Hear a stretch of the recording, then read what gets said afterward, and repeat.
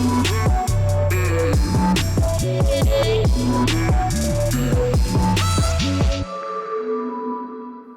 everyone, it's Louisa Munson, and I'm here with the lovely Jeff Granville, who is about to explain a particular breathing technique for you that you can do simply and easily and effectively at home. So, Jeff, what are you going to share with us in this instance? Yeah, well, first I'd like to start off with the reset breathing, which is where we begin if we're in a triggered environment, and it sets up the other breathing exercises. So if you'd just like to follow along with me, I'll just go ahead and get started. Excellent. Right, let's just get we're gonna take a sharp nasal inhale for 4 seconds, taking in as much air as we can. And then we're going to do an 8-second oral exhale, puckering the lips and making a really loud O sound. We want to really rumble our throat. So, Are you ready? Okay, hang on. Yep. Okay, here we go. Nasal inhale, sharp, go. 3, 4, oral exhale, O. Oh, 3, 4, 5, 6, 7, 8. Okay. That is it. That is the reset breathing. And we do 1 cycle of that. And then the next exercise we go to is the controlled breathing exercise, where we take a gentle nasal inhale for 5 seconds. And we have a gentle oral exhale for 6 seconds, making the aw sound. So get cozy, grounded. Here we go. Gentle in the nose. 4, 5. Exhale. 2, 3, 4, 5, 6. Gentle nasal inhale. 5. Oral exhale. 2, 3, 4, 5, 6. Again. 2, 3, 4, 5. Oral exhale. 2, 3, 4, 5, 6. Nasal inhale. 3, 4, 5. Exhale. 2, 3, 4, 5, 6. Gentle in. Gentle exhale. 2, 3, 4, 5, 6. Okay, that's the controlled breathing. And right after we do that, we want to relaxed. Yeah, it works immediately. It's just so fun to do with people. I had an amazing session yesterday with a young man who was very, very triggered and in crisis. And 1 round of these breathings, and he was big smiles and felt changes happening in his physiology, and it was just very rewarding to do. So we're going to go. We do the reset, then we do the controlled, which we just did. And right after the controlled, we find our pulse on our wrist or our throat, and we sit comfortably. And instead of counting seconds, we gently nasal inhale and count 5 heartbeats. And then we gently oral exhale and do 6 heartbeats. And we really don't need to make the sound on this one, but we can if we want to. So we're going to go ahead and start that. And we're going to breathe in together, and our heartbeats won't be the same. So I'm going to count my heartbeats just for the viewer, okay? So here we go. Nasal inhale. 2, 3, 4, 5. Exhale. 2, 3, 4, 5, 6. Inhale. Exhale. 1, 2, 3, 4, 5, 6. Inhale. 2, 3, 4, 5.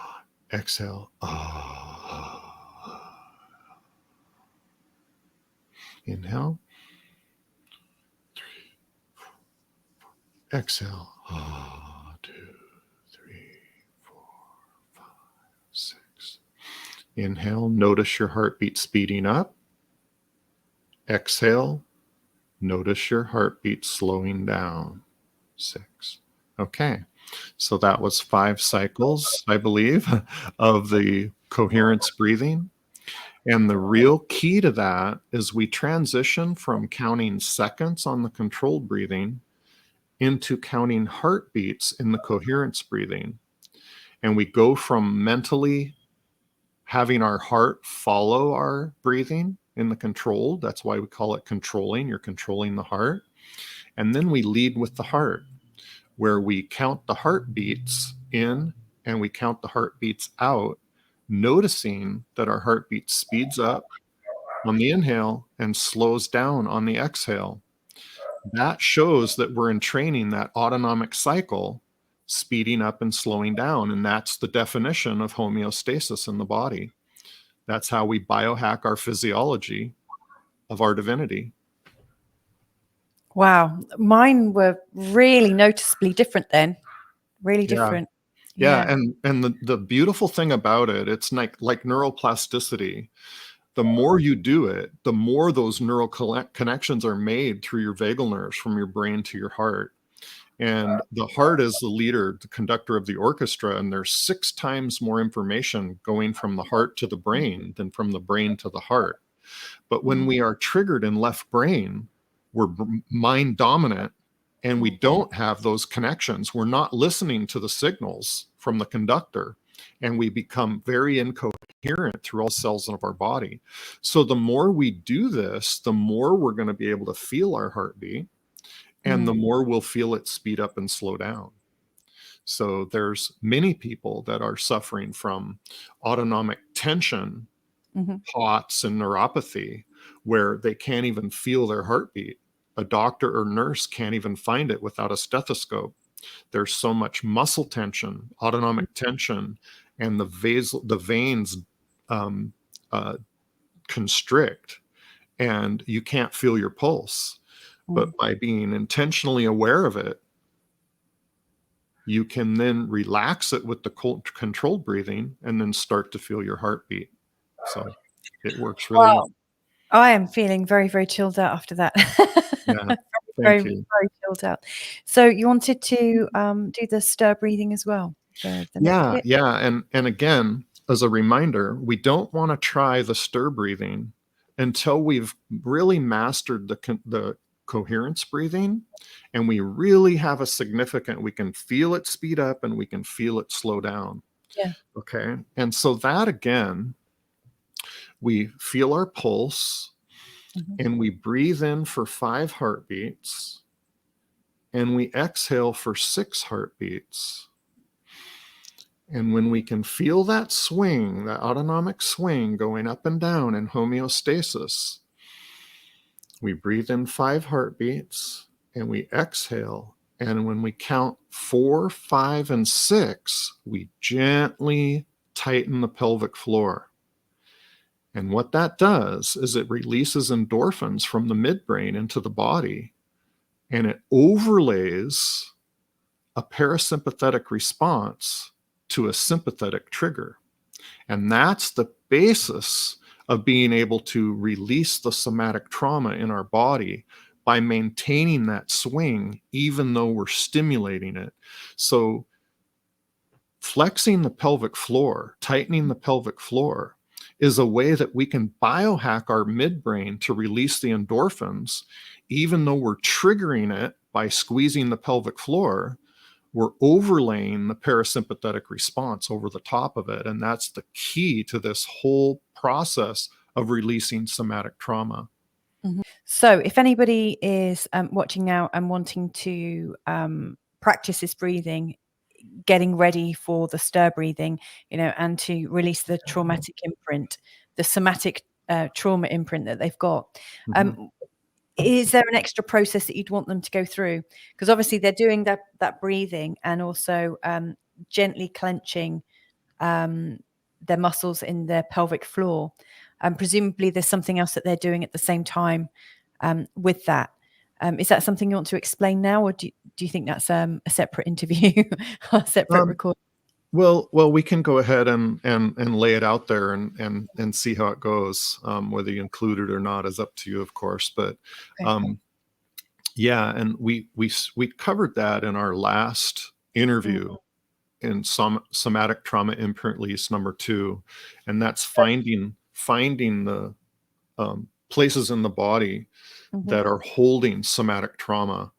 And I always start with this place on the top of the pec muscle, right underneath the collarbone, because whenever we go through crisis, or we're triggered in fear or shame or angst or heartbreak, we guard, and it's called body armoring.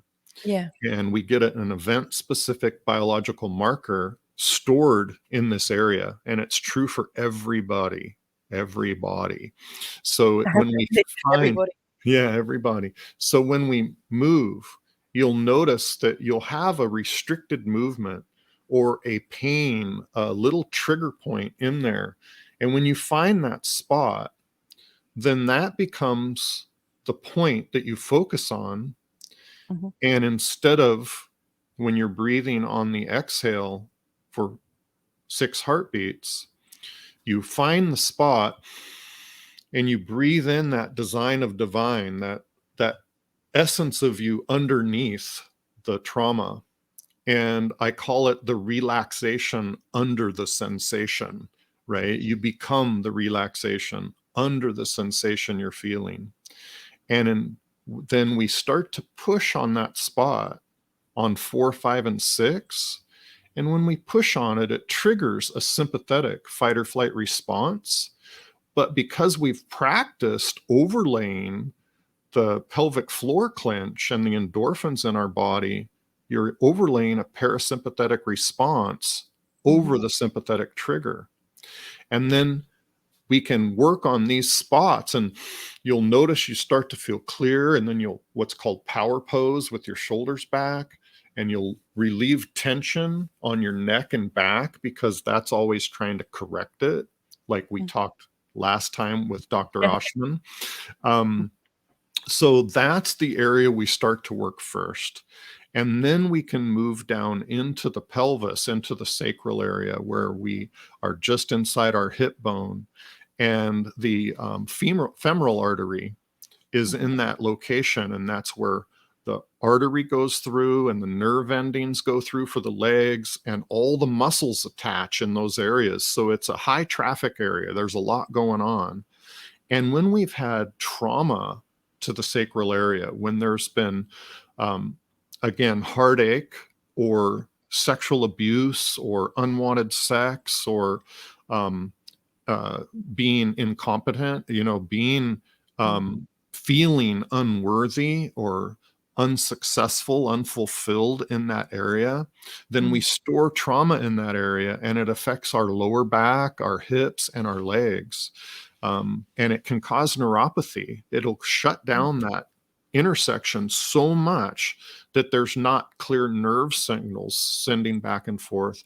And it can even affect the piezoelectric effect of the bones, because the bone structure is crystalline and it has a piezoelectric effect, and it causes like bone on bone calcium tear or cartilage tears.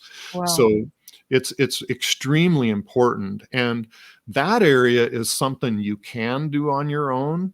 But when I work with people on it, it's really important to have a partner that's working with you on it. And that's where I really enjoy the liberation that creates in people's bodies, because there's years, if not decades, of stored trauma in there.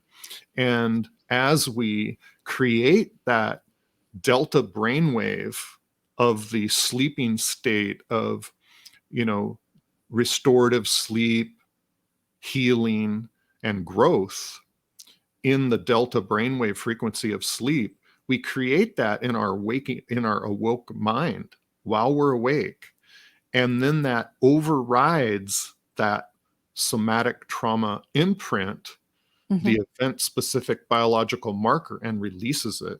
And I've even had people hallucinate the memory, even though they didn't remember what it was. They had no idea what it was or hadn't thought of it in 40 years. It comes out, and it's extremely liberating, and it's amazingly energetic for me, because I stay grounded, and then I feel their pulse and I do the pressing in the spot, and it's, you can feel it go away. And there'll be people I've worked with where I can't find their pulse in their femoral artery. I can't find it. And then after doing this in one session, I can feel a clear heartbeat in their femoral artery. And then the nerve endings go, they get tingling in the feet, and it starts to unwinding. Wow. So yeah, it's amazing. Yeah. I mean, I can hear the absolute, well, like there's absolutely nothing that you can't do with it, really. I mean, it's just something that you can absolutely release things on. It just, like, I was partly in trance while you were telling me that. I was listening to it all and almost, because I just feel so relaxed from the initial breathing that we've already done. And because I've worked together and I've done the breathing with you as well, I'm already sort of conditioned to relax in that breathing state with you. Yeah, that's Louisa, that's a really good point, because that really illustrates and affirms what we're talking about building the neural connection. You know, just like playing the piano or riding a bike, because once you've laid down that foundation and you've created that neural pathway, it's easier to recreate it and revisit it just in the moment. And we go from the divergent focus of survival into the or the convergent focus of survival into the divergent focus of being open and receptive. So when we get to that core part of ourselves through the breath work, we are then open for the informations. That's what creates that dreamy kind of state of receptiveness, because you are open to it. Yeah, and you know, I'm trained in hypnotherapy as well, so I'm quite well versed in getting in and out of trances. But I have to say, even that's taken me a bit by surprise, even though I've done it before so many times with you. That's so helpful, and I'm feeling myself coming back. But I'm feeling very, very chilled. But I was also just as you were talking about that, sort of almost feeling sort of not visualizing, but sort of physically visualizing, if that, I guess, feeling different, sensing where there might be trauma in my body, and realizing, as you were talking about that, all these different sites where I've got it located. So it's so you recommend starting here first and then working your way down, or here, the groin, absolutely, because this is what happens when we are hurt in the sacral area. When we store pain there, we automatically store it here in our heart. Okay. And then that blockage blocks our throat chakra, because when those things happen to us, we very rarely are able to speak our truth about it. So that blocks this chakra as well. And then that isolates the gut, because we're not grounded. And we're not centered in our heart. So then we have IBS and gut issues as well. So I always start and get the clear release here in the chest before I ever go down into the sacral area. I might just really just lightly touch my hand right inside the hip bone. And it's right between the hip bone and the pubic bone. And I don't go down to that area, of course, but in the middle is right where that intersection is. So just by laying my fingers on the inside of the hip bone, you're bringing awareness. Like we said before, the Somatic Trauma Imprint Release worked well on my son's surgical sites, because we approached it and backed off. We approached it and back off. We work our way up. So anytime I'm feeling that we're starting to get the movement and it's releasing the trauma in the chest, then I'll just reach down and gently touch, with permission, inside the hip, and that brings attention to it. So it'll trigger the autonomic consciousness to like, oh, somebody's approaching here, but then nothing bad happens. So I'll do that a few times over a session or two and kind of feel how it's staying loose. But then after we've done a session or two here in the chest, and they do the controlled breathing with the pelvic floor in between, then when we show up for a session, this is virtually gone. And we don't have to spend much time here, and we can go right down into the sacral area. Okay, That's fantastic, Jeff. Could we just go through the reset, controlled, and coherence breathing just one more time in one steady flow? Yeah, without explanation. Yeah, absolutely. Okay. Just maybe, okay, that's the reset, onto the controlled, now Yep. the coherence. And then what I'll do is I'll back this with some lovely music, so that anyone that's listening can literally just drift off into their own little state should they wish to. How's that sound? Beautiful. Okay. Great. Thank you. Right. Okay. Okay, so we are going to start out with the reset breathing as if we're triggered. 4 seconds in the nose. Ready? Let's go. 4. Oral exhale. 2, 3, 4, 5, 6, 7, 8. Controlled breathing, gentle in the nose. Oral exhale.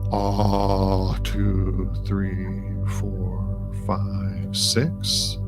In the nose. Exhale.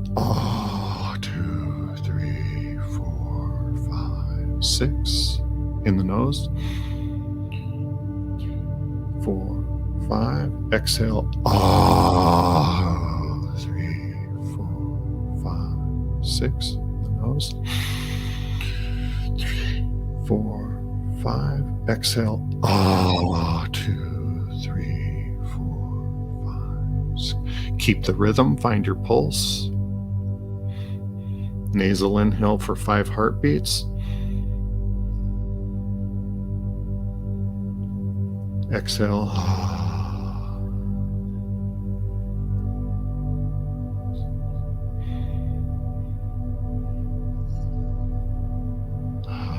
This is your own pace. Your own heart is leading the way. You want to notice it speeding up on the inhale, nasal inhale, and slowing down on the oral exhale.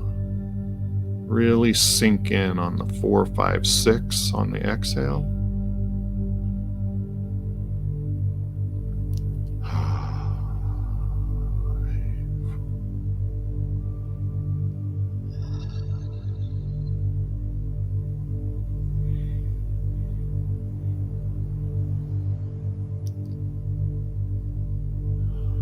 Okay. That's about 5 rounds of that.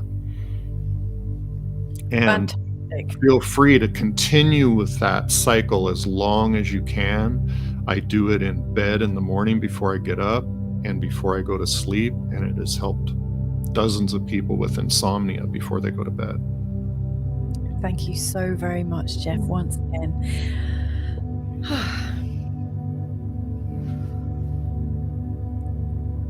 My honor. I always enjoy our time together. Thank you so much.